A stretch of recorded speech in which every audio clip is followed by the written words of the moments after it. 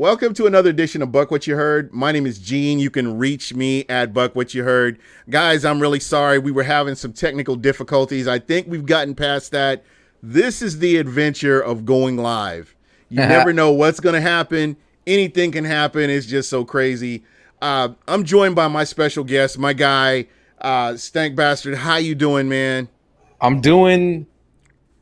I don't know how I'm doing. I'm doing well. I love being on your show, man. I wish it was under better circumstances. I wish we were 4-2 or 5-1, and we could talk positive right now. But there's not a whole lot of positive about this. There really isn't, man. And it's frustrating for me because this was that season, and I bought into this, and like I do every year, I bought into this. And it's like, okay, I think this team is going to do some stuff, man. I think they're going to make some moves. They're going to make some noise. And then what do you get? You get the same thing that we see every year. It's like the Tampa Bay Buccaneers. They go out here. They get these different pieces. They're doing things. And you're like, okay, I see you guys. And then, you I don't want to say make excuses, but when you are looking at this team and you're like, okay, I think they can do something. And then you run into games like what we saw in the Carolina Panthers. And I loved your podcast. I thought your podcast was so passionate, and you were really, that's how I was feeling, just like you were feeling. Yep. Like your show, man, it's unscripted. It's raw. For those who haven't seen me or heard me on your podcast before, for those who are unfamiliar, I just want to set the table because me and you've talked about this, quite a bit. Both of us are old heads when it comes to being Bucs fans. Both of us go way back. We've been Bucs fans a long time. Yeah, I've been a Bucs fan since the early '80s. My dad took me to a game when I was, I think, '82 was my first game, and I'm one of those weirdo kids that just fell in love. Grew up in Tampa, was constantly clowned by all my friends and family. Yeah, because those scumbags were like Niner fans or something. Oh, Dolphins fans or Giants fans. I got a family full of Giants fans because my family's all New York, New Jersey transplants. So I fell in love with the team. My dad dropped his allegiances. He's always been a big Bucs fan, and I grew up. I literally grew up in Tampa Bay Mall, which was right next to Tampa Bay Stadium. My parents had a business there, and I've been a Buckhead my whole life, man. So, listen,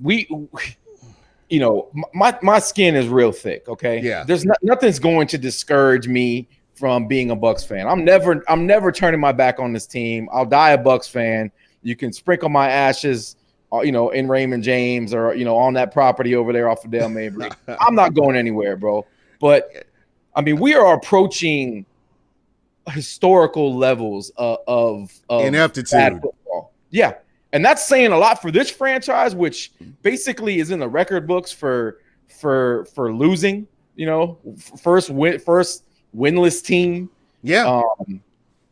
The stretch between when we finally got into the playoffs. We ain't even talking about the early 90s when, those were like the late 80s going into the early 90s. Those were I thought were the dark ages. This is the new dark ages. Yeah, I'm guessing. But you know what? This is the thing. We still have allegiance to this team. We still believe in what this team, this is our team, Nobody's turning their back. Nobody's, I'm going to become a Saints fan or I'm going to become a Patriots fan or whatever. It's these fans are sick of losing. These fans are sick of mismanagement. These fans are just sick of it. When you look at a team that doesn't have depth in key positions, battles are won and lost in the trenches. We've seen that over the past 3 playoff games. Battles are won and lost in the trenches, and the Tampa Bay Bucs just can't seem to get it. They just can't seem to figure it out. There's enough blame to go around, and we're going to get to everybody. And at the end of the show, I will definitely have a lot to say about Gerald McCoy, because I know a lot of people are good with Gerald McCoy, and they were talking about his performance, but I want to talk about the whole body of work from the beginning of the season up till that game against the Tampa Bay Buccaneers. But I'm going to get into that a little bit later on because I'm not real thrilled about that either. But just kind of getting back to what you were talking about on your show. And, you really spoke a lot about Jameis Winston. And, basically you're like, okay, I'm not real happy with Jameis Winston, but I'm going to ride with him until the end of the season. Do you still kind of feel that way right now? Yeah, we don't have a choice, do we? Yeah. Absolutely not. I think you would make yourself crazy if you're sitting here and you're trying to be upset with Jameis Winston, or you don't want to you want to see him gone or whatever. You have to ride this out. There's still 9 more games to go that the Bucs will play. There's still 10 more games, whatever, until we're done with this season. It's doubtful we win 8 out of our next 10 games. It's going to take that type of performance to climb back into the playoff race. We got to win at least 10, minimum 9 games to even be talking about a potential wild card. I mean, the Saints are already way out ahead. The Panthers are right there at 4-2. So we've got our work cut out for us, and it would take a historical turnaround on all levels. And you started where it matters, and that's in the trenches. And I have to talk about the trenches right now, specifically the offensive line, because I'm sure every single show leading up to the season, you at least mentioned the offensive line and the weaknesses on the offensive line, the right guard, the right tackle. We've been talking about it since the end of last season. Even before that. Yeah, into last season, leading up to the draft. And it's inexcusable, Gene, inexcusable for Jason Light to go into this season without adding any significant pieces to that offensive line. It's mind-boggling to me, man. And it's about depth. It's not even about, because when you look at your starters, there is such a steep drop off to the guy that's sitting on the bench that's going to come out here and replace the guy if he goes down. And we saw that on Sunday. We saw that. I mean, it was glaring just how bad this line played and how bad they performed. I mean, one side is decent, but the other side, man, I mean, I don't think you can pray for him. Shit, Gene, outside of Earl Watford, there isn't a backup offensive lineman on this team that was here during training camp. Right. They're all gone. Caleb Benenoch's gone. All the other scrubs we had in here during the preseason, they're all gone. Yeah. We brought 2 guys in off the street that didn't go through camp with us. That's how ill prepared. That's what our depth looked like on that offensive line. And that's and let me ask you this: how do you see this? Have we not seen this picture before, where people are where this administration is going out on the street to bring people off of their couches to fill positions? It's always in the trenches, isn't it? Yeah, it's always on the defensive line and offensive line where it really fucking matters. And Jason Light is an old offensive lineman. You would think he would put such a big onus on building depth, having quality depth, drafting offensive linemen every single year, drafting defensive linemen every single year to keep the trenches strong. Yeah, and I want to say, and I do want to say this here. I've been, and you guys, you can look at my podcast from the past. People have stopped listening to me because I've not gone after Jason Light, but here he is. He's got a body of work now.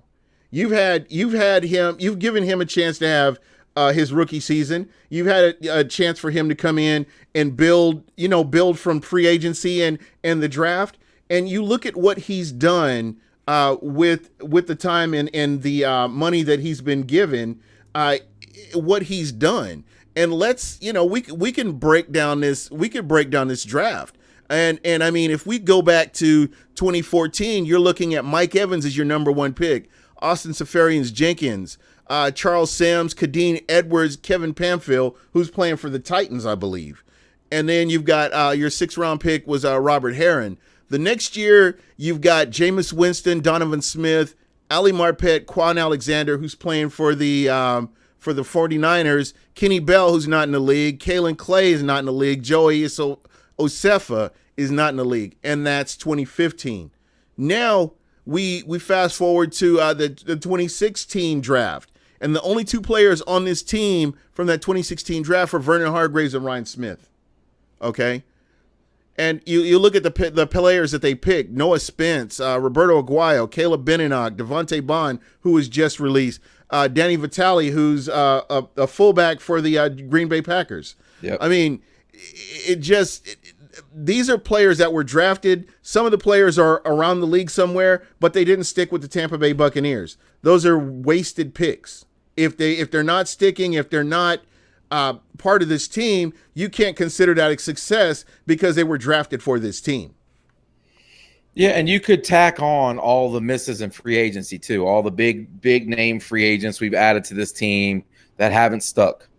Yes, he's found some gems. Yes, absolutely. He's found some, Carl Nassib, and guys like that, and obviously this year with Shaq Barrett. Mm-hmm. I'm not saying the guy doesn't have his hits. Yeah. He does. And I'm not. And again, I'm not discounting what Jason Light has done. Jason Light has made some great moves. But in the grand scheme of things, when you look at a general manager that's been here for 5 years, and you look at the level of depth across the key positions, your defensive and offensive lines, and let's not even talk about the secondary. I mean, this is a reflection of who he is. So, I mean, what can I say? What can you truly say about that if you look at the level of depth and what he's had the players he's had opportunities to get and has passed on to get other players? How would you grade him right now? You have a body of work. You've got he's got to be a D or an F, man, because the depth isn't there, and even a lot of our starters, weren't drafted and aren't homegrown. Ryan Jensen, free agent, and Dominican Sue, free agent. Jason Pierre-Paul, free agent. Zach Barrett, I call him Zach Barrett. Zach Barrett, free agent. Nassib, free agent. None of these guys were drafted here. These are all hired guns. They all come in with hired salaries, or they're on 1-year deals. And trust me, we're not going to be able to keep Nassib and Shaq Barrett and JPP because we're not going to have the money, especially if we end up franchising Jameis, which right now is a question mark whether or not this guy is going to even be on this team at the end of the year. Yeah. But again, it goes back to that depth in the trenches. It is just not there. I mean, and again, I'm not beating a dead horse. He's a Buccaneer, so I'm just going to leave it at that. But when they picked up, when they drafted Vernon Hargraves, I was looking at Sheldon Rankins. I thought, man, Sheldon Rankins would be a beast in the middle, 4-3. He's that guy. He can come in and he can instantly make progress and help that defensive line.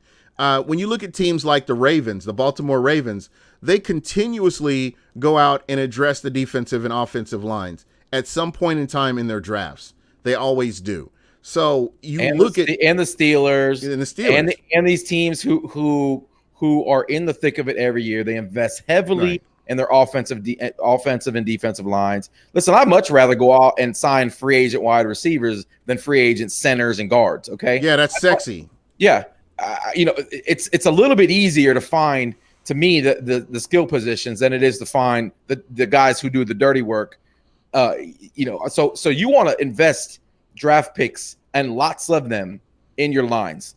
We have zero depth. The depth we do have were guys that were off the street, especially on the offensive line. Like I said earlier, guys that weren't even here at training camp. We're asking them to come in and start for us and fill in for injuries. I mean, you had to know DeMar Dotson was on his last legs.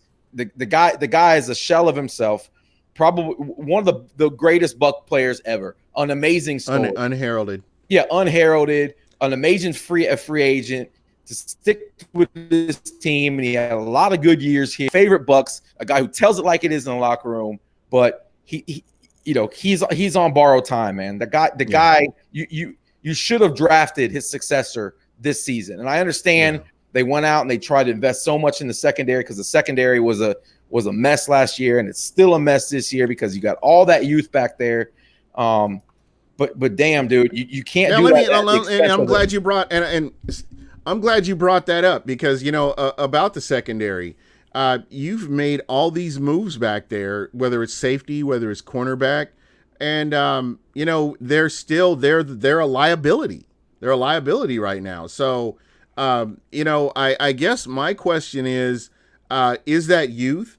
I would have loved to have seen some veteran, a veteran presence in that secondary to kind of help them along at some point. I don't know. You're damn right, Gene. You're damn right. These guys we got 2-year. Most of the guys back there have 2 years experience. Vernon Hargraves, he's got 16 starts or 18 starts in his career. Because of injuries. Yeah, because the injuries. All these guys are green as hell. All of them, and none of them are phenomenal natural cover guys. Right. They're all working on their craft. Whitehead's probably the best defensive back we have back there. It's a shame that what's his face is injured again. The other safety, Evans. Yeah, Justin Evans. Evans, because I think he's got a lot of potential, and hopefully he can get back at some point next season, because I think he's a skilled guy too. But outside of that, man, you're asking these young guys to go out and start against, NFL caliber, elite wide receivers. Elite wide receivers, and they're just not that. And listen, Vernon Hargraves is a nickelback. He's been a nickelback since he got drafted here. He was projected by most experts as a nickel, and we're asking that guy to start outside against every team's number one receiver, and he's getting beaten like a drum. Yeah. And I think his confidence is shot. I mean, as of right now, because of the way they've got him playing, or the way, I shouldn't say the way they have him playing, but the way he's playing the game right now, he's not confident. He's not confident at all. And I think that quarterbacks are seeing that, and they're feeding on that. So right now, and let's kind of turn this a different direction. How do you turn this around? Can this be turned around? And, we've seen this picture before. The Bucs come out, they get 2 wins. By the middle of the season, they've only got 2 or 3 wins. Going into, this is the part, and I talked about this even before the season started. I said, the Bucs have to win games now. The next 4 or 5 games, they've got to win games. This is vital, because then you put yourself in a hole, and then what's going to happen is you're going to see them playing hard in the back end of the season to get prepared for next season, get everybody's hopes up, and then wash and repeat. So it's basically, we've seen this 2016, we saw this 2017, we saw this 2018, and we're seeing it all over again now. They have to break the circle. They've got to win some games. It's vital that they win right now. Well, I think, Gene, the difference between this staff and the previous staffs is that Bruce Arians and Todd Bowles and this staff, they're not going to lose confidence in their system. They're going to keep on teaching this system. They're going to keep on drilling into these guys. It's going to take a while, just like in the early Dungy years. They're not going to divert from their plan. The plan is going to be the plan. And they're going to get the same message now that they got during training camp, and that's just going to be it. So I think we will see some improvement. I think we're going to see some changes, especially in the secondary. Obviously, we're going to get a little bit of shot, hopefully a big shot in the arm with JPP coming back. Mm-hmm. So you may get some stability at some point. You may see some improvement at some point. I fully expect Jamel Dean to get some reps back there. Yeah. I'd love to see them move Hargraves to the nickel, because I think he could be successul there. Yeah, I think that's his strength is playing nickel. Yep. And you saw the confidence that he had when he's playing in that position. I guess to me the thing that they need to do is right now, the way that you've got 2 wins, you're 6 games in. At some point you got to get those rookies out there, and it's got to be trial by fire. That's what I'm seeing. You have Why to find not, man? Why not? It can't get much worse than it's been back there. Yeah. It's not all skill. There's confusion. If you look at the all 22, you see guys not knowing where they're supposed to be, not passing guys off. When you're playing against, coaches like Sean Payton, masterminds, the guy's going to figure out how to confuse you, and if you don't have a veteran back there who can diagnose things, it's going to be a long day for your secondary. And when you don't get consistent pressure without the blitz, and we really haven't, outside of a few games, but right now they're doubling Shaq Barrett, and so we're having to try to generate pressure with the blitz. The blitz isn't getting there. which is exposing our secondary even more because your safeties are always down in the box. So the guys are singled up, and it's a pressure-packed environment for your secondary. Yeah. You really have to be on your game to be able to exist as a corner in a Todd Bowles defense, because he's not going to stop. We're not really great in zone coverage.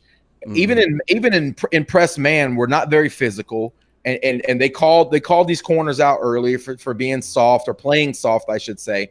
So I do expect, though, that maybe not the next 2 weeks. I do expect that we'll start to see some improvement on defense. The area on the team that scares me the most is this offensive line. I don't know how you fix it, Gene. I really don't. I don't know where you go from here. I'm hoping the players that are coming back from injury can contribute. Just considering the number of injuries that they had along that line, and they had injuries in the weakest point on that offensive line. And again, I'm not making excuses. This is just what I saw when I look at all 22. It's like they attacked the weakest point on this offensive line, and they exposed it a lot. So, it'll be good to get these, to get the players that are healthy, get them back out there and, kind of see what this team can do. Again, the Tampa Bay Buccaneers have talent on this team. A lot of these games are winnable games. And I've said this, and I'll continue to say this. If the Bucs were right and the Bucs executed like they were supposed to, I could have seen the Bucs beating the Carolina Panthers last week if they executed and did what they were supposed to do. Regardless of that line, I mean, I realized that it was that bad. The running backs did not even get a chance to really get involved in that game, and I think that also hurt this offense a lot as well. Well, I mean, we should have won the Giants game. Right now, we should be 3-3. I think we'd all feel a lot better about ourselves and about this team if we went into the bye at 3-3, regardless of our showing against Carolina. If it wasn't for that kick, I think we would be. And we had control, at some point in the 49ers game, and it got away from us too. So you could argue, that there has been some improvement in the first 6 games versus what we saw last year. But this game against Carolina was so discouraging. It just brought back all the old demons, didn't it? Yeah, absolutely. I didn't expect to see that Jameis ever again. I really, really thought that Bruce Arians and Tom Moore and Clyde Christensen and Byron Leftwich. I mean, how many fucking guys are you going to throw at this quarterback, bro? Before you say to yourself, that's who he is. Yeah. And put in the right scenario, he's just not that guy under pressure, man. Right. It's interesting you say that. It's really interesting you say that, and I've said this for years. I like Jameis Winston. Jameis Winston is a blessing and a curse, and we saw a lot of the curse on this game. We've seen Jameis go out and play lights out, so I know he's got the physical tools to do it. It's just sometimes from the neck up, this guy just kind of gets in his own head at times, and that's something that could be something that still needs to get worked out. From the Dirk Cutter era. I don't know. I'm not making excuses for him. I'm just kind of like, making conversation here. If it ends up that Jameis Winston ends up, they end up moving on from him, I understand. If they decide to keep him, I understand that too. So, again, I just want to see improvement. I want to see the Bucs go out and win games. I'm so frustrated with this team not winning games that they should be winning, games that they are, supposed to win. They should have beat the Giants. And this whole thing with rookie quarterbacks annoys the shit out of me. They should not be losing to rookie quarterbacks. Danny Dimes should not even have that nickname. He got that nickname because he went up against the Tampa Bay Buccaneers. And that's where that whole legend started. Then you see the New England Patriots go out and they handle their business. So, again, I know this is a young team. New offense, new defense. Let's see how them go out there and break the cycle and win some of these games in the end of October, going into November and starting in December. Win some of these games that they normally would lose. Gene, real quick, name the starting quarterbacks we've faced this season so far. Just name those guys. Real quick. So Jimmy Garoppolo. Right. You got Danny Dimes. Yep. We faced Kim Newton once. And you faced the Jared Goff. Yep. And who's my guy? Who's the Kellen? Is it Kellen? Kyle Allen or whatever. Kyle Allen, yeah. Right. And Bridgewater. And Teddy B, yeah. Yeah, not exactly an all-star cast of quarterbacks, right? It's not like in these first 6 games we faced Aaron Rodgers and Drew Brees and Tom Brady, you know, and but quietly kept secret, man. Bridgewater's undefeated this year. Bridgewater's undefeated. What I'm trying to say is we've struggled against lower tier competition at the quarterback position. You know, we haven't even faced the upper echelon quarterbacks. You know, I can just imagine what a Breeze does to this defense. We're gonna see. Yeah, exactly. I can just imagine what an Aaron Rodgers. We're gonna see what Seattle's quarterback. Well, I can't think. Russell Wilson. Russell Wilson's gonna do to this defense scares me. We're struggling against all these backups. We're gonna face another backup in probably Tannehill when we play Tennessee. We make backup quarterbacks famous in this fucking town, bro. Yeah. This is so true. This is so true. And again, it's just one of those things that you got to get past this inconsistency. And the only thing that I found about Jameis Winston that's consistent is that he has these meltdown games where he throws multiple interceptions or multiple turnovers of some aspect. And I know there are times where people talk about the offensive line or whatever. Yeah, I get that. But again, you have a lot of quarterbacks out there that you don't see doing this. You have teams that have those quick turnarounds. I mean, look at the Rams. I don't know if you remember the Rams when they got rid of Jeff Fisher. That team turned around the next year. Yeah, it just turned around. It flipped the switch and turned around the next year. You look at the New Orleans Saints. The New Orleans Saints have gone through seasons like with Rob Ryan. When they had Rob Ryan as a defensive coordinator, they were still a threat to beat teams anytime they stepped on the field. I would be good with that if the Bucs could just be that team even. You know what I mean? Just being more competitive, but just the games that we've seen. And again, I know I keep going back to this London game. This London game annoys the hell out of me, and I'll tell you why. The Tampa Bay Buccaneers have never won in London. Never. And they've never looked good in London. Normally on nationally televised games, they don't look good. Normally the Buccaneers never win against rookie quarterbacks, or as of recently, they haven't won against quarterbacks like that. The Buccaneers had a chance to go up with a winning record in the division, a tough division. They could have had a chance to be at 500 with their regular record. So there were so many things that were put out there, set on a plate. The Bucs just had to go out there and win this game, and it just didn't happen. And again, that's one of those frustrating things for me. I feel bad for people that are season ticket holders like yourself, that go to these games and you shell out all this money year after year after year for this product, and it's not good. What about all the people that went over to Europe, Bucs fans, expecting to see a tight game, a good game over there, and this is what they get? I mean, it's unacceptable. We got great fans, man. The core group. We do. Yeah, the core group of fanatical Bucs fans are great. Okay, bro. I'm gonna go and let me jump in here real quick. I'm gonna say this: if you are a Bucs fan in the last decade, you are a damn good Bucs fan. Period. End of story. And don't let anybody question your fandom. If you've been a Bucs fan and stayed a Buc fan in this past decade, you are the real deal. As long as you're not one of them Facebook fans. Yeah, no. Bro, I'm here to tell you, man. I don't talk football on Facebook too much. No, man. That shit is mortifying, man, to see the things that come out of people's brains on Facebook. I stay away from Facebook fan pages. Bro, if the Bucs like this game here, I didn't even bother touching anything on Facebook just because I knew what I was going to see. So I just left that alone. Whew, boy. Listen, I want to listen. Everybody in the chat room right now, because I've already seen it a couple times. The Bucs aren't adding a savior. Okay, we already know they're not adding Jalen Ramsey. He's in LA now. It's very doubtful that we go after Patrick Peterson.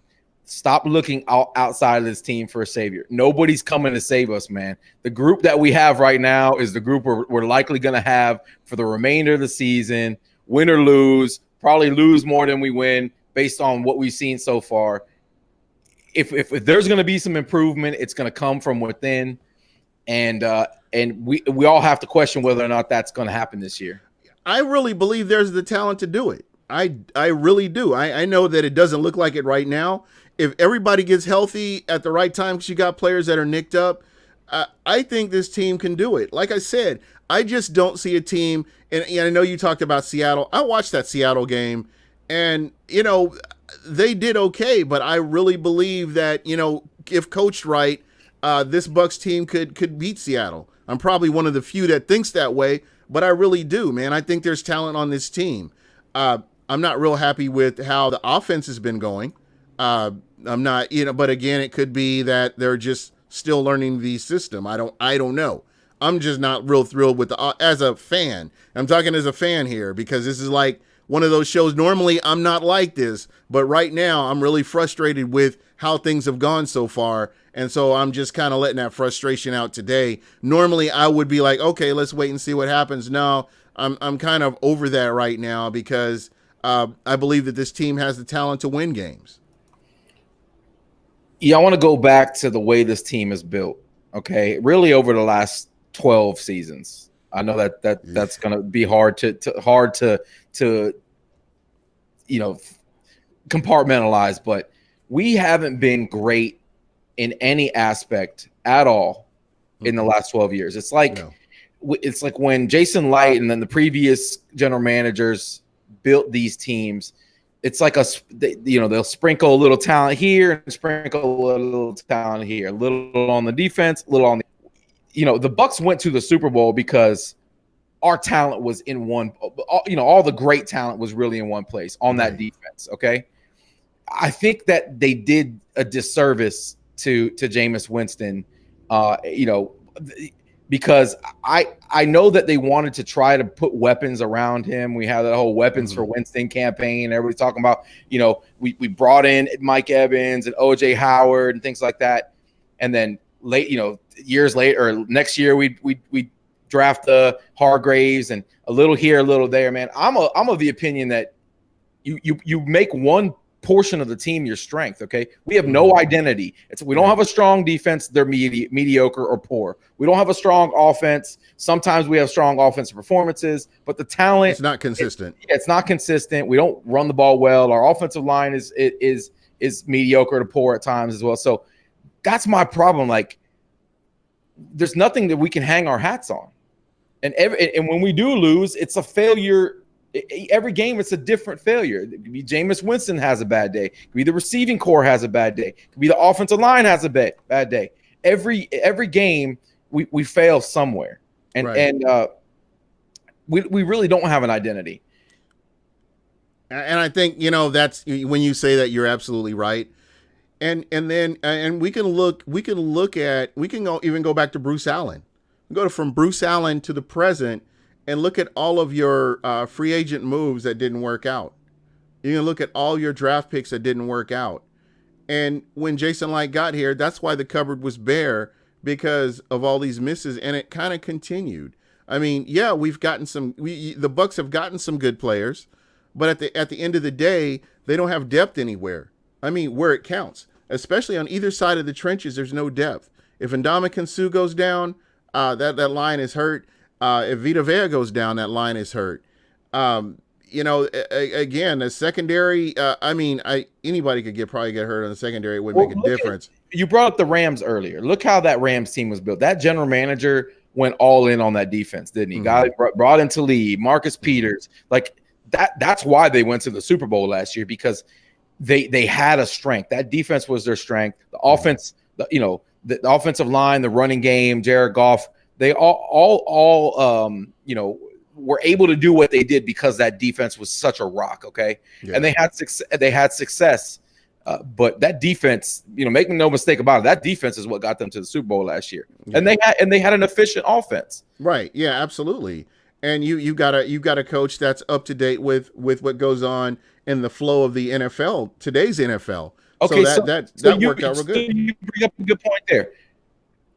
It has the game past Bruce, has this offensive game past Bruce Arians by. Are you a fan of what you've seen so far from this Bruce Arians offensive system? No, not really. I don't know if we've seen enough of it. I think scenarios happen where the Bucs have gotten behind, and you can't really implement your offense the way you want to unless you have a lead at some times. And I mean, this is just kind of outsider looking in, and I think that's why you didn't see the running game as much as you should have with this last game against Carolina. I don't know. I'm gonna wait and see. That's all I can really do. We can't, as Bucs fans, I know that you're upset. There is no wrong way to root for this team right now. I understand if you're mad or you're irritated or, however you feel. Right now, I promise you, dude, if we had done this show before, right after I watched the All 22 yesterday, it would have been a lot worse than what it is now. I've kind of calmed down and, I'm just like, okay, I'm ready to enjoy this bye and get ready for the Tennessee Titans, who definitely helps to talk about it, doesn't it? Oh yeah, absolutely.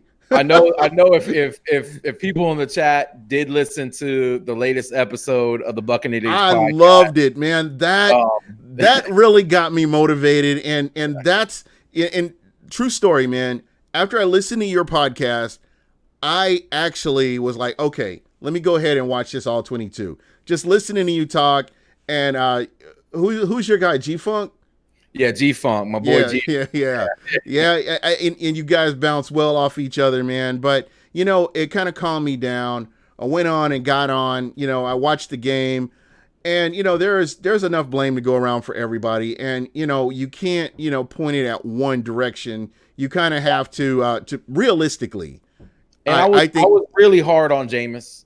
I mean, after that performance, who can blame me? And I know. Yeah. Most Bucs fans were. I went to a watch party, Pewter Report's watch party. They had Yeoman's Cask in downtown Tampa, and Old School was there. A bunch of Bucs. Trevor Sycamore was there. Yeah. We all watched that game together, man. And it was just such a disgusting display. It was. And to see Jameis revert to that point, it really had me calling for his head again. And if you listen to that podcast, I went hard out on Jameis after watching. I love the letter. Yeah.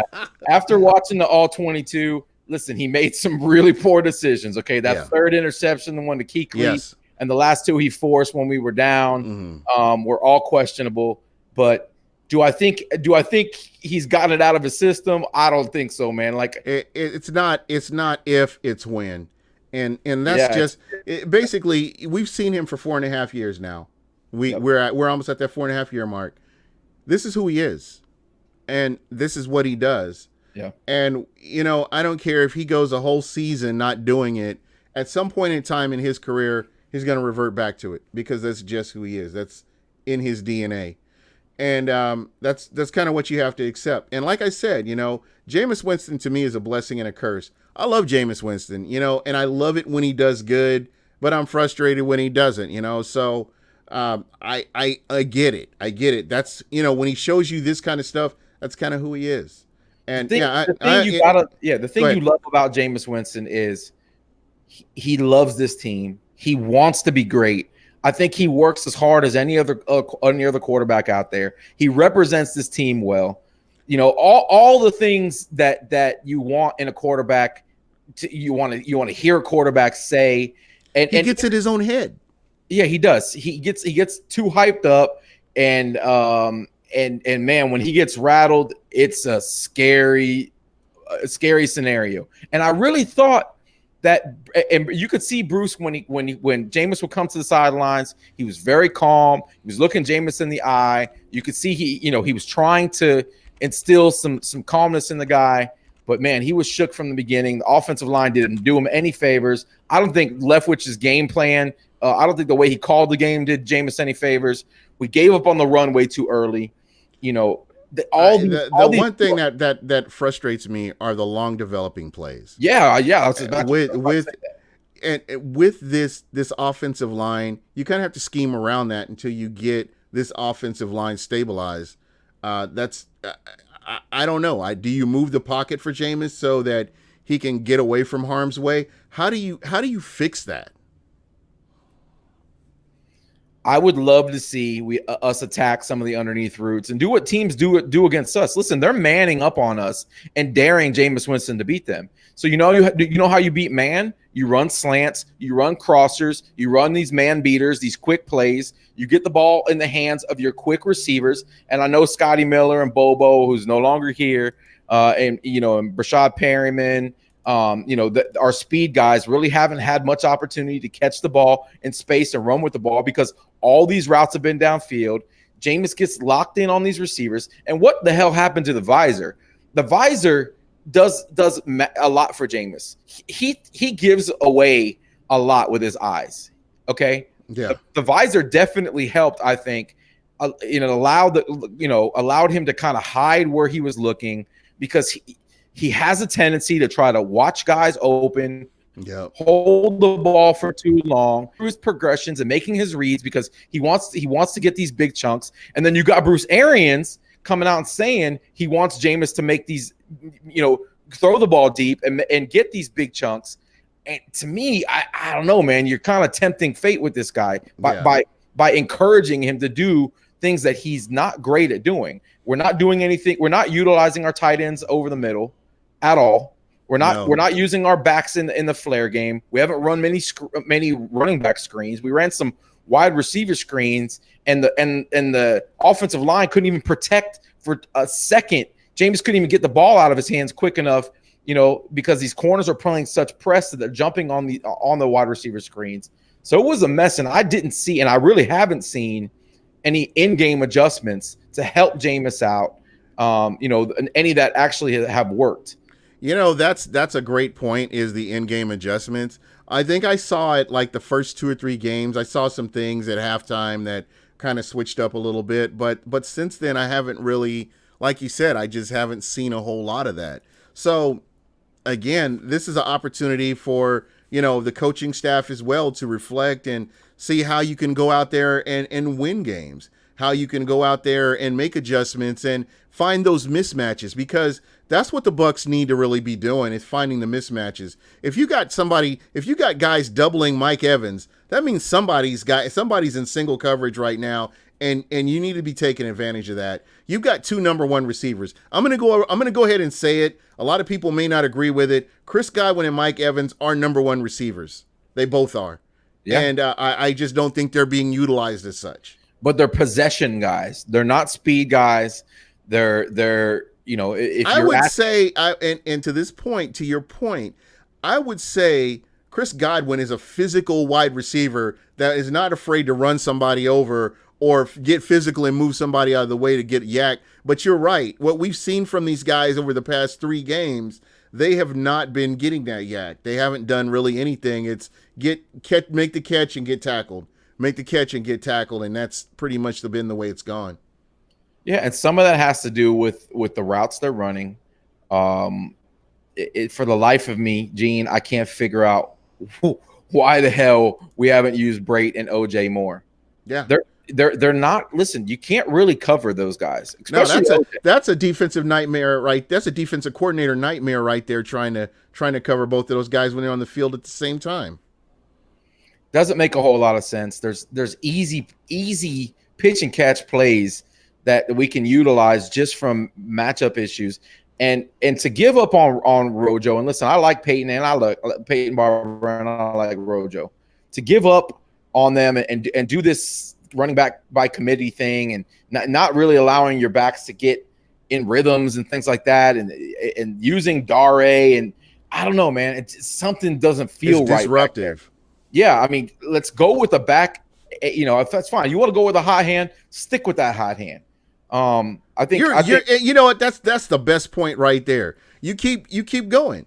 Hey, if Rojo's that guy and he's getting chunk plays, you keep feeding him the ball. Keep feeding. He's a running back. That's what he's there for. Let him do what he's continued to do. And I've seen that in a couple of games where they've gone away from him and he's been the hot hand. Well, I think that comes with the Leftwich's inexperience.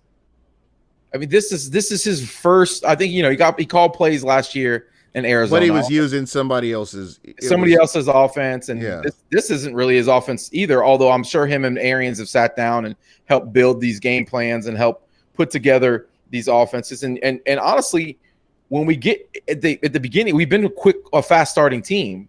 The scripted plays a lot of times have worked. It seems like when we get into the second half, things starts to devolve into chaos when Leftwich is having to call plays in a reactionary scenario, or when we're behind the chains and things like that.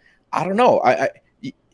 You got to wonder at some point whether or not Bruce Arians is going to step in and maybe be more involved in the play calling situation. There has to be a sense of urgency.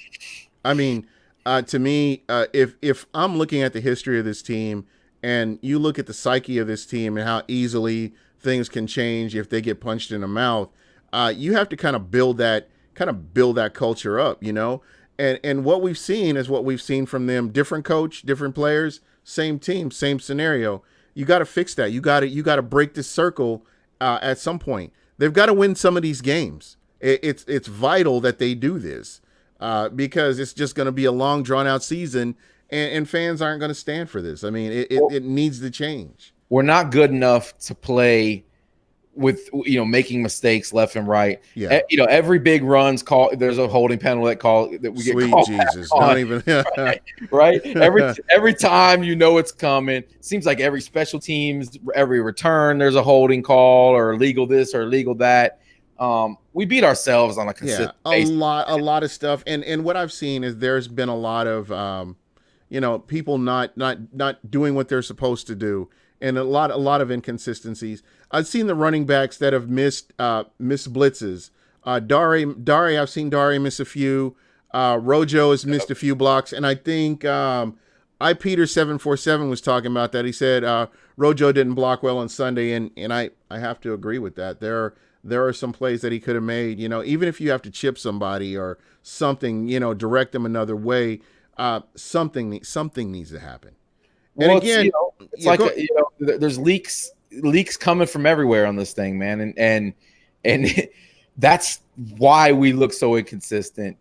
If you add in the turnovers, nobody's going to win the game. Any games turning the ball over 7 times, Dean, that's not going to happen. Yeah. In Pop Warner, in high school, in college, 7 turnovers is going to get your ass beat. We're lucky we didn't get beat by 50 in that game, honestly. Yeah. You know what? And I'm going to say this. I've been following the Cleveland Browns too. Been watching them, and you see how they've kind of bounced back. They got punched in the mouth too. They were supposed to be this team, the Super Bowl contenders, are the contenders for their division, and they've come out and they've played tough. And again, I just think that just like the Bucs, they're missing that one thing, and that's what I see from the Tampa Bay Buccaneers: being consistent, making sure that you're tackling. And again, it's the defense. I mean, when you look at this Tampa Bay Buccaneers team, it's kind of like, and I keep saying frustrating because it really is. And I mean, you look at some of these scores where, teams have had 31, 32, 40, these huge games, and all the Buccaneers have to do is get stops. I mean, it's unbelievable sometimes. And I think that's one of the things that kind of bothers me. I mean, think about this. The Giants got 32, the Saints 31, the Rams had 40, the Panthers 37. These are things that are hurting. They're not helping the offense either. These are things that have to get fixed. And it's just looking more and more, the defense, I don't want to say the defense is giving up, but they're not getting home. As you mentioned earlier, they're not getting home on these sacks. So again, that's part of what the problem is. They're not getting pressure. They're not making the quarterback uncomfortable, and they're paying the price for it. Yeah, man. I mean, I think we've talked about every level. Okay, but look at the good teams, man. They don't beat themselves. If you watch a team like the Patriots, and I hate to bring them up because that's just kind of, but they're the benchmark, though. They are. They're the bar, right? They just don't do that.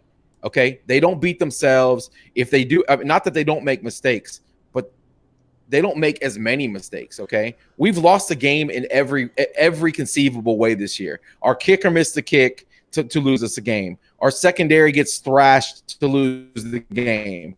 Our quarterback held down against the 49ers. He had a meltdown this week to lose the game. Okay, so it comes from everywhere. Our offensive line, he had a good game against the Rams, come back against the Saints, and look like Swiss cheese. So there's just no consistency, man. And until we start playing consistently good football and stop beating ourselves, and I'm sure it's driving the coaches crazy, man. Listen, I will say these this: coaches have Super Bowl rings, bro. Yeah. Okay, this isn't Dirk Cutter and his staff. Okay, this isn't Lovie Smith and his staff. These guys know football. Tom Moore knows how to coach quarterbacks. Okay, these guys know what the fuck they're doing. Yeah, so you can't really put everything on coaching. They're trying to fix it. It's like patch one hole, another leak somewhere else, and it's like patch this hole and another leak somewhere else, and injuries. It's like, God, man, at some point we need to get some stabilization, and this quarterback can't exist in a team full of chaos. He needs a stable environment to succeed. Yeah, 100%. I 100% agree with you.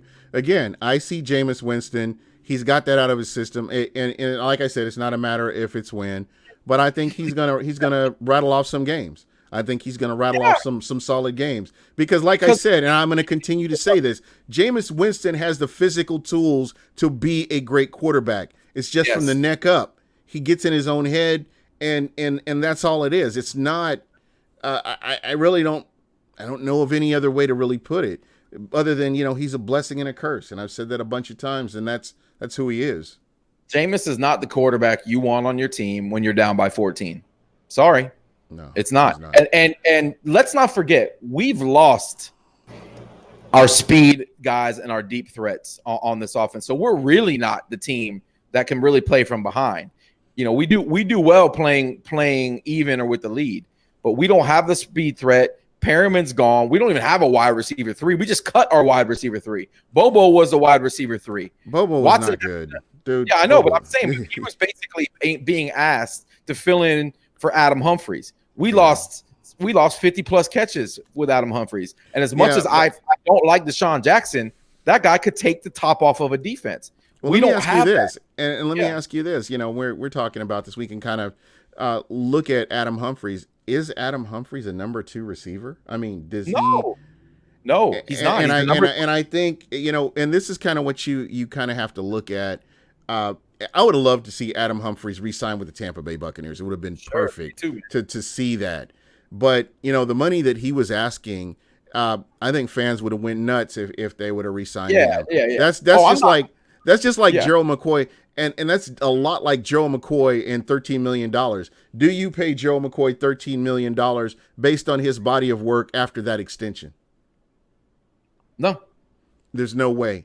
And unless you have to be a very unrealistic person to even remotely think that you would pay him $13 million just based on his body of work after signing that contract. So, again. They asked him to take a pay cut. And he said no. That's it. And at that point, they said, that's fine. We'll go find somebody else. Good luck. Better luck, somewhere else. And then the clown show, the whole, they gave away my number and all the shenanigans. But that's fine. Listen, we all know Gerald McCoy is still a good football player. He's going to make some plays. Right. Well, Jameis gave him 2 free sacks, and he had a great rush against Marpet.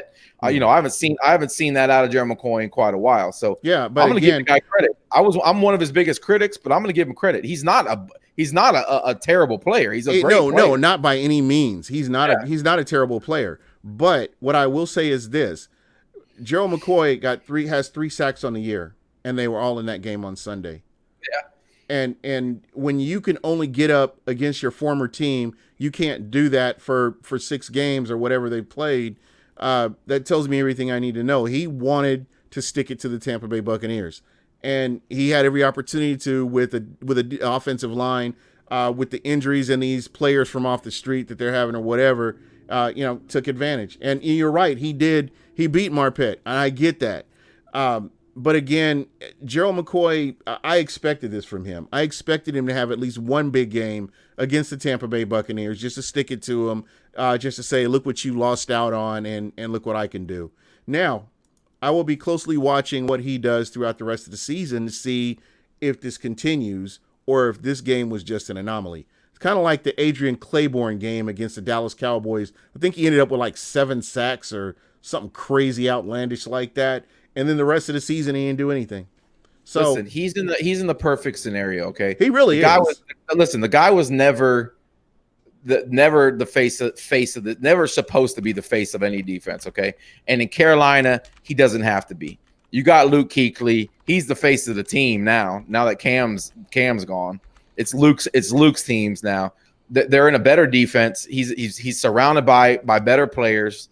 Than he was here in Tampa or has been in a long time. And I expect him to have some success. And until we start playing better in the secondary, where these guys can maybe cover a little longer, until our offense starts to play more consistent and we're not playing from behind.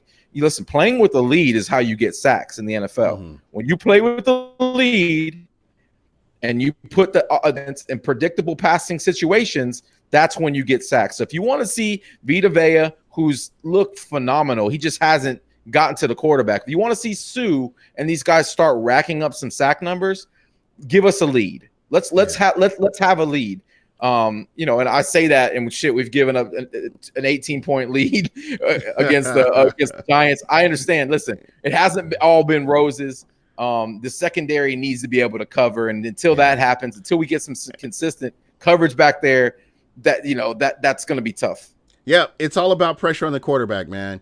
Carl Nassib, he needs to step up, man. I mean, if you're doubling Shaq Barrett, somebody's got to be able to get loose. Yeah. And you know what? The one thing that I will say about the Buccaneers this year, this defense, they are stopping the run. They're stopping anybody that's trying to run the ball in the Bucs. You're gonna have a long ass day, and that's but Gene, if you're an opposing offensive coordinator, do you care? Because you can just throw at will against the secondary. Are you really that concerned with not being able to run the ball when your quarterback can stand back there for 5 or 6 seconds, survey the defense? If a Kyle Allen or a rookie quarterback like Danny Dimes can sit back there and not worry about the pass rush, not worry about getting hit, and his guys are open by 2 or 3 yards and he can throw the ball anywhere, who gives a shit if you can stop the run? This is a passing league now anyways. But no, I mean, we've done well against the run. No, make no bones about it. With Vita and Sue in the middle, you're not running up the middle, and not with our linebackers, with Levante, we've done well. Minter, those guys have played really well at stopping the run. Right. But shit, they could just throw at will against us. So they're still putting up numbers. That's kind of what we're seeing too. And again, how do somebody has to step up. They've got to get pressure on the quarterback. I think that's the missing ingredient here. With some of these blitzes, they're just not getting home, and that's lucky Santa's coming a little early. And I saw a picture today, Gene. Okay, I saw a picture of Jason Pierre-Paul fully padded at Buccaneers practice.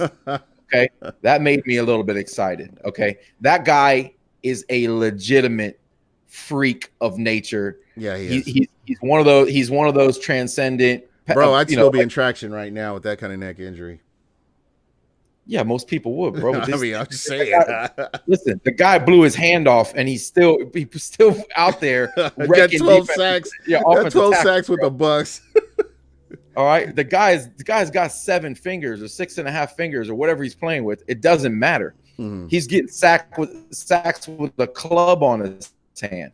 The guy being, bro, and so to get a guy like that back is going to be a huge boost. It maybe not right away. I'm sure he's not going to get, he's not going to see the amount of reps he normally sees. They're going to have to slowly get the guy into football shape. His legs probably aren't in shape. It's going to take him some time to be, you know, he's got to go through basically a training camp on the fly to get his body ready to play some football. But we're going to see a difference with him in there. He's a hell of a run defender, an even better pass rusher. And I think we're going to see him play a lot on the inside. I still think that we'll see Shaq Barrett and Nassib out there. I think Shaq Barrett will benefit from a JPP coming back sure, in his team as well. They all will. Yeah. They all will. They all will. And if we can get some stability, if a guy like Dean can come in and maybe offer something, you know, if Sean Murphy Bunting, some of these guys, I'd love to see him get out there. I want to, you know, if we're gonna be here like this, trial by fire, I'd like to see him get some reps and you know, at least get their feet wet and get them out here. You know what I mean? Yeah, we don't. You know, Jeremy just said we need a number one corner. Again, it's wishful thinking that we were going to add a guy like Patrick Peterson. First of all, why the fuck would Patrick Peterson want to leave a 1-win team and come to a 2-win team? If he leaves Arizona, he better get, you know, if I'm him, I better get traded to a contender because I only got a few years left. Okay, and I want to get a Super Bowl ring. I don't want to come to another rebuilding scenario. I don't give a shit if my old coach is there. So listen, that guy's not coming here. We may be in the position at the end of this season where we're talking about potentially drafting a quarterback if the wheels completely fall the fuck off with Jameis Winston. So we can't afford to give up number 1 picks, man. You know, we could be in a scenario where we may be having to draft another guy, but we need a starting caliber right tackle. We need some depth at you know, on the offensive line. There's a lot of holes we have to fill here, and we can't be giving away draft picks, you know, for guys, rental players and high priced guys. That's like the whole Jalen Ramsey scenario. I mean, you give up. It's never going to happen, man. But my thing is, I mean, how much longer does he have on that contract of his? Like 2 years, 3 years, or something like that. Yeah, but the Rams got a squad, bro. I don't blame him for making that. That was a sweet deal. I mean, but again, you have to wonder, you know, does he stay after that contract is up? So, you know, and with their salary cap, man, their window is closing. So I don't know. I don't know what you do there. It's going to work out good for him. I mean, you got Aqib Talib going on IR, and you bring this guy in. He's younger. And to me, he's fully capable of shutting it down. So I mean, but he's also a fucking diva. He's a guy who whined his way off his last team, and I don't like guys like that. And to be honest with you, I don't want guys like that on my fucking team. I really don't. You know, again, when you look at what, it's kind of funny that the quarterback he really didn't like, he's back on the same team with him again, but. I think I'm hoping that this would probably be a better scenario for him. He's good, man. You have to give credit where credit's due. He is a legit cornerback. I mean, I would say, you know, for this league, I would say he's elite. For sure. He's one of the few elite talented quarterbacks, or cornerbacks, I should say, in this league. A guy that can shut down. You can put him on a guy and he can shut down your best receiver. There's not many of those guys out there. A handful of guys. Like they're Josh hard Norman. to find. Yeah, they're hard to. Yeah, Josh was like that for a while. You know, most recently, you know, a guy like Revis who did it for an extended period of time. Right. Patrick Peterson, who obviously, you know, is a once in a generation type talent. Guys like that don't grow on trees. You can go through 10 NFL drafts and not get a guy that's close to that, but you don't have to have. Listen, we won Super Bowls without those kind of guys, right? But it's all about. But that front four was the front four was great, and everybody did their jobs, and we had a bunch of smart fucking players. Like, let's not forget how smart, you know, John Lynch was, how smart Rondé Barber was, how smart these guys were. They were coaches on the field, man. Yeah. They communicated well. Yes, we got the pass rush with 4 up front. It takes all 11 guys to win in this league. And if you got one weak link, you're only as good as your 10th and 11th player on both sides of the ball. You know what I mean? And so there's too much talent in this league for you to win consistently when you beat yourself or you have guys making mistakes every game. And even some of our perceived strengths, like our left tackle, that guy doesn't perform consistently. Mm-hmm. You know, I mean, you know, Marpet gets beat by Jerry McCoy. You gotta have a track record or you got to put together performances on a consistent basis where you're not getting beat. And it has to be. To be honest, I think that Marpet's had a really good season. I mean, on his side, and again, Joe McCoy, when he wants to, Joe McCoy can get past, he can get into the backfield if that's what he wants to do. We just haven't seen that on a consistent basis from him. So again, that was a legit move. It was a good move. And I tip my cap to him for what he was able to do. And, that's just this offensive line. So, again, I want to see them do better. I want to see them win some games. I mean, I think the fans deserve it. And, I'm not mad anymore. I'm ready for next week or week after next. You know what? That's the beauty of having this platform, Gene. And I love your show. Listen, man, all the Bucs podcasts, all the Bucs shows, they are my therapy. They get me through the weeks. Yeah. Eventually brighter days will come.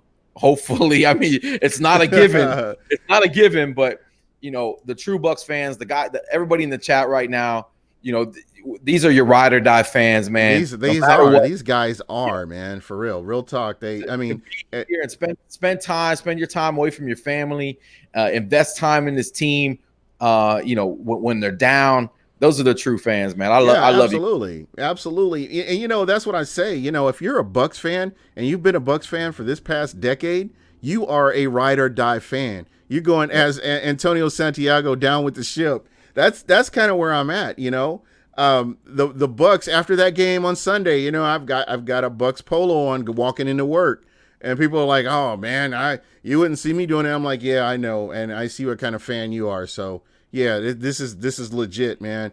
And that's kind of where I'm at. And it's cool to be able to talk about, hey, you got these listeners out here that come and check us out every week, And normally, like I said, this isn't a normal show. I just had to vent because I'm just so freaking sick of this, man. And I know that this team can win games, and that's what I want to see. I think the fans deserve it more than anybody. And let's not, enough about the coaches or the ownership or whatever. It's about the fans and, supporting this team, buying merchandise, going to games, listening to podcasts, doing podcasts. Just, this is what you do, when you support this team, and I can appreciate that. Well, the way I look at it, we just went through a tough stretch. Okay, new coaching staff. The first handful of games have been tough. I think we can beat Tennessee. Yeah. Going on the road and winning in Seattle is going to be tough. But we already went to the West Coast and beat LA. And if we play our best ball, we always have a chance. I think we should beat Arizona. So 2 out of our next 3 games are winnable. And then we get into some division games, Saints and Falcons. Those, those are the teams we know. Those, and we got another shot at New Orleans, and probably with Breeze back. And and after that, we got the Falcons, the Jaguars, the Colts. Let me say this. Let me say this about it, man. About the Saints. I think the Bucs can beat the Saints. I really do. Of course. We split with them the last 3 years, man. Yeah. Well, we split with them since Jameis Winston has been here. They have never swept us with Jameis Winston as quarterback. This is a good Saints team, man. Yeah, they are. And I'm not taking anything away from them, but division games bring out the best in teams. And I think you're going to have some players returning that you didn't have from the first time. And I think that it'll just be a different game. Again, I am, I'm going to say this. I believe that the Bucs can go out any game they step on the field. I think they're capable of winning that game just because of the level of talent that they have on this team. Hold on, I gotta call my boy Wes out in the chat. He's saying that I don't love Winston because he doesn't have the abs. Listen, just because I like my player, just because Noah Spence is gone, and I there's no longer that player that can walk around with a half shirt on, with the greased up with the oil and stuff like that. I don't need my quarterback to have abs. I just need him to throw dimes. Okay, I need him to throw dimes. I need him to stop fucking up and giving the ball to the other team. Okay, I don't care. I don't need to have him covered in baby oil. I want that kid to perform at a high level, the high level we know he can. All right, Wes, that's what's up. Jeremy St. John's, and again, you brought up really something interesting on your podcast, because you said that it doesn't matter what type of fan. You have the diehards, and then you have the wait and see fans. But everybody, regardless of what you are a fan of this team, sure, and you want to see this team do good. And I'm going to put this quote up on the screen here because I like this. I'm going to wait and see how it goes with Winston. The man is running for his life constantly. We need to protect him, give him the time to make reads that he needs in a line to succeed, period. You know what? Again, I like I said, I love Jameis Winston. You don't hear me taking shots at him on the show on a regular basis. It's just, again, the wins. There's enough blame to go around for everybody. But, just all those turnovers, five turnovers. What did he end up with? 5, I think? Was it? Yeah, 5. Well, 6 because of the fumble. 6 because of the fumble. But again, I know that Jameis Winston is capable of better, as a quarterback. And again, that's just who he is. He's a blessing and a curse. So it's well, just who you got to live with it now, right? Yeah. You already know that if Jameis is not the kind of guy that you can put in this scenario without some stability, without a run game, without a defense that can hold up and give him a chance. He's not that kind of guy. So if we got failures all over the place, expect more of the same, man. If you're asking him to win the game for you, chances are he could revert back into those old ways. Now he's got the ability to make some spectacular plays. Yeah, I think he's great. He's great when the play breaks down a lot of times. He gets outside the pocket. He's had some spectacular moments that bring you back, and you're like, that's my quarterback right there. Yeah. That's Jameis Winston I love. And then 2 plays later, he throws to Luke Kuechly with nobody around him, and you're like, bro, read a defense. This is some basic shit. You know that they're reading your eyes and baiting you. Like, you got to be able to see the whole field. Right. It drives me nuts with him. His mechanics break down. He starts to look real sloppy. He starts to pat the ball. His eyes get real big, and it's like, calm down, dude. Yeah. But I guess, if you get hit as many times as he's gotten hit, I don't know if that makes you gun shy as well. I don't know. Again, I'm ready to see what's going to happen next. We have a bye. 25 sacks. That's not good. Yeah, the Bucs have a bye, so we get to watch some of the other teams. I will be watching the Titans closely. I'm a little disappointed that Marcus Mariota isn't going to be the quarterback in this game, because I really would have loved to have seen that return game from their rookie season. But again, it's just one of those things. Anyone else notice the way Mike Evans is running? He's almost galloping. It looks like he's favoring something. Yeah, I agree, Ray. Yeah, he's not 100%, and I don't think he has been for I would say 2-3 games personally. Just watching him. But that is a great point, because and again, he's somebody that I expect to have a huge game against Lattimore the next time they play the Saints.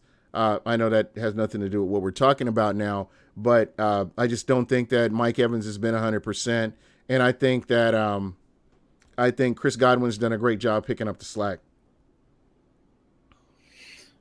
I mean, Chris, like you said, I think we got two number ones, or a great 1-2 combination. Yeah, absolutely. The problem is, I didn't follow Arizona, heavily. Obviously, I knew enough, and through fantasy, I knew that Bruce's offense has to have the deep threat. You got to have a John Brown type receiver that can stretch these defenses and make these defenses pay over the top.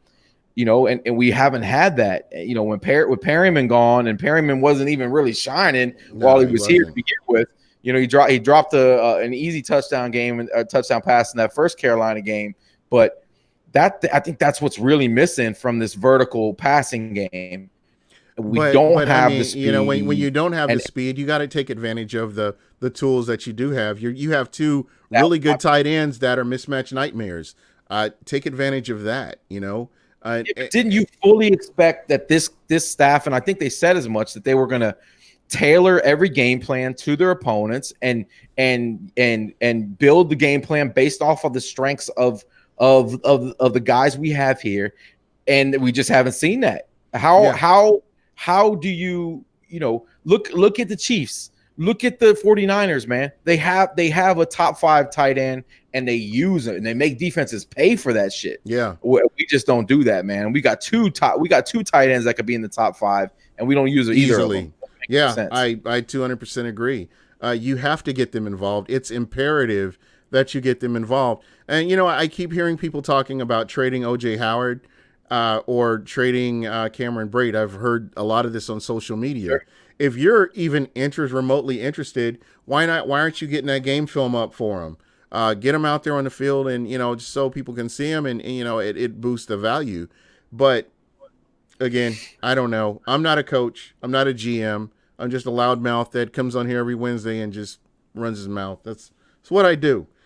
Yeah. But again, realistically though, man, I'd love to see 2 tight end sets. I would love to just take advantage of the middle of the field. When I was watching all 22, there was so much open space in the middle of the field at times, and you weren't taking advantage of it. And I don't know if they're using the tight ends more for blocking and and I guess that goes back to the deficiencies on the offensive line. But sometimes you just have to get those quick passes out. Why not run some drag routes and involve your tight ends or something to get these guys off of the line to where they will respect that passing game and possibly open up lanes for your run. Well, we've got 2 weeks to come up with formulate a plan for Tennessee. There's going to be some changes, man. There has to be, man. You can't be happy with no coach could be happy with the way this team is right now. Even if they were at 500, you could not be happy with the way this team has performed, especially defensively, up to this point in the season. And what are they, like, ranked number 3 in total offense or something like that? Crazy. The Bucs are right now. But, as far as scoring offense, I think they're ranked like number 30 or something crazy like that. So, it's those stats are kind of deceiving. I just want to see consistency. I want to see all 3 facets: special teams, defense, and offense. 4 quarters of football, and let's cut down on the crazy mistakes that they've been making, penalties, so on and so forth. I mean, they're winnable games. It's all about execution and going out there and doing what you need to do. Well, hopefully Alex Kappa can mend up. DeMar Dotson comes back. Because Kappa was playing at I think you said it earlier, a big surprise. Yeah, I was shocked. Playing at a high level, and DeMar's serviceable, and there's no way to really fix that in season. We're not going to find a starting quality right tackle on the street, and we're not going to trade draft picks for a guy like Trent Williams. We already have one of the highest paid offensive lines in the NFL, surprisingly, and so adding another left tackle salary like Trent Williams. Forget about it. Just stop. It's got to be on the and I'm wondering, didn't Ali Marpet started out on the right side? I don't. Right guards are like gold, and that if it were me, that's where I would have kept him, and you build your offensive line around that. Because left tackles are easier to get than the guys on the right side of the ball. Again, I'm not a head coach and I'm not a general manager. I really don't understand the idea of having him where he is, because I thought he was really good at right guard, and I thought that he was coming along in that position. And again, right guards are premium in this league.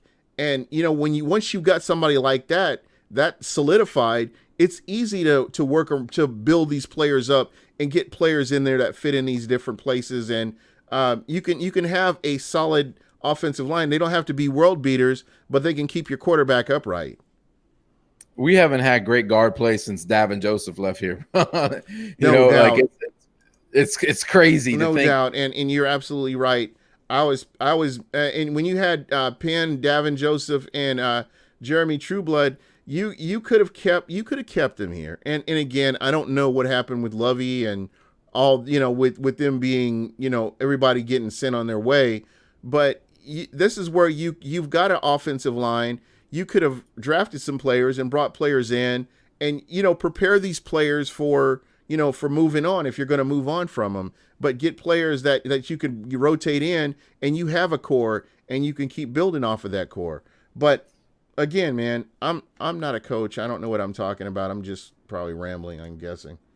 Yeah, Clue Garv on the chat said Logan Mankins. Yeah, I forgot about Logan. Logan was a deal, man. Logan had a couple good seasons here. I would love to have had him here for his whole career. But again, where's the homegrown talent at, man? Where's the homegrown depth? Where are the guys that we draft and cultivate and grow? That's why, because we just can't seem to hit in the draft. And we rely on these guys off the street and these undrafted free agents to build our roster. I mean, shit, we've got so many undrafted free agents, that litter our roster, and guys constantly coming in off the streets and shit. Good teams just don't have that all the time. Not for 12 years, man. We need to put together a formidable group in the trenches on both sides, and then build out from there. And until we have consistent play in the trenches, and until the secondary gets their shit together, it's going to be struggle city, man. Yeah. How do you, and again, and I know we got to jump off here because I can't believe we only been talking for an hour and a half, bro. How do you fix this? How does this get fixed, man? What do you do? In season, it's going to be tough, man. That's why they make the big do you scheme and make adjustments? Do you look for those mismatches? Is that is that going to be the strength of this team, or what you would consider the strength of this team, finding those mismatches and taking advantage of them? It would have to be offensively, because I don't know about the secondary. See, I don't see, we got two aggressive coaches. Bowles is a very aggressive defensive coordinator. I don't see him changing his stripes one bit. He's going to keep trying to apply the pressure, hoping that eventually the guys in the secondary will get their shit together, and the injection of a JPP up front, hopefully will be the change we need to get pressure, without always having to bring the blitz. Yeah. Offensively, yeah, they can help Jameis Winston out with the play calling for sure. I mean, you can move the pocket and give him a little bit more time. I would love to see him do that a little bit more. I mean, just outside of what he's doing right now. He's not asking whatsoever, is he? Yeah. Rarely Even was saying, I love the way Ryan Jensen is playing. Ryan Jensen is, I love that guy. I mean, I just love I really wanted him to bring that nastiness to this offensive line. And, I think that, the Bucs could get some more linemen. He's getting older year after year.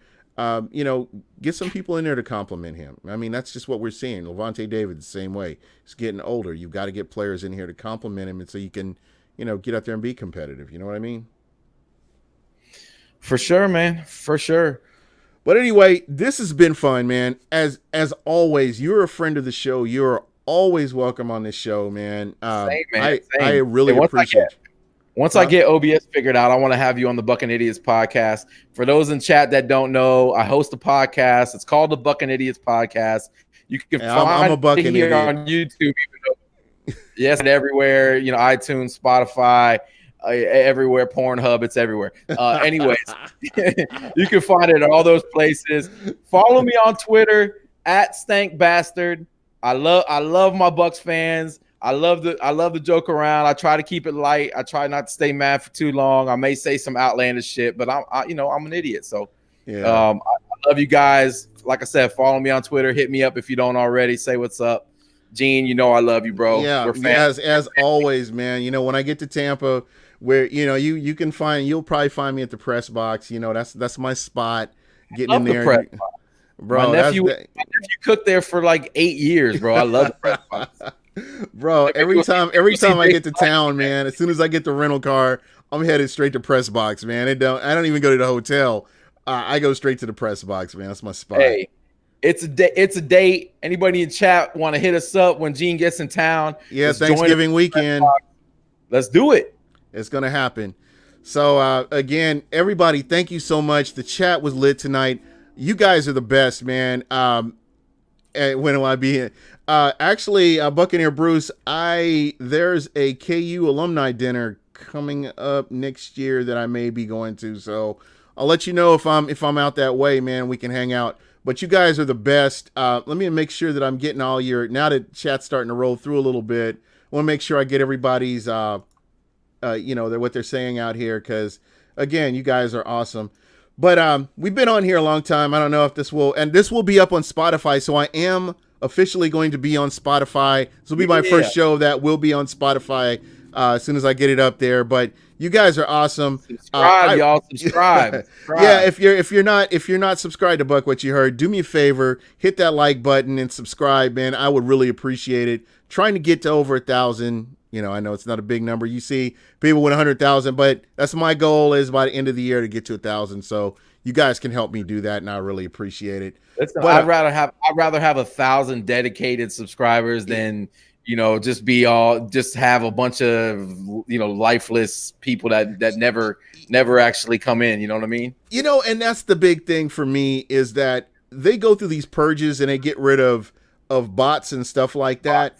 And it's really cool because my numbers don't drop. I may lose like 1 or 2, but my numbers don't substantially drop. So you guys are really appreciated, all of you. And again, I'll get Pless back on here next week. Probably, I think he wants to do it on Thursday. I might get you back on here on Wednesday just because, man, this was a lot of fun. If you're interested in doing that, man. I know you got family life. I know you got family life, but I had a lot of fun, and I'd love to get you back on here again. Listen, I have the disease. I think about the Bucs football 24/7 when I'm with my family. So as long as my wife's in bed, I can do whatever the hell I want, man. So that's what's up. Yeah, I got I got my Cigar City banner up now. I see it, baby. Yeah, so it's all about Tampa all day, every day. I love it. Yes, sir. Yes, sir. And guys, thank you so much. I really appreciate it. And we're gonna go ahead and jump off of here. And just remember, you got to be a Buck an idiot, and remember to be Buck what you heard. We out. Sir.